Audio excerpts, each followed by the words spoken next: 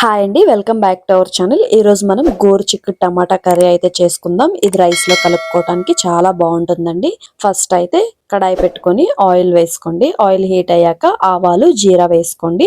ఆ తర్వాత పచ్చిమిర్చి ఆనియన్స్ వేసుకుని మంచిగా ఫ్రై చేసుకోండి.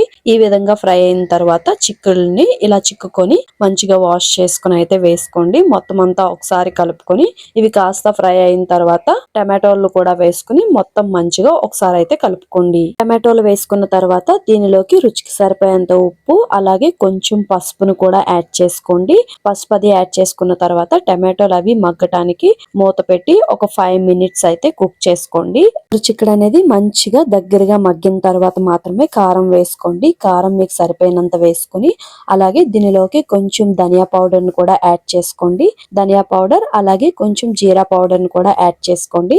ఈ రెండు యాడ్ చేసుకోవటం వల్ల టేస్ట్ అయితే చాలా బాగుంటుంది.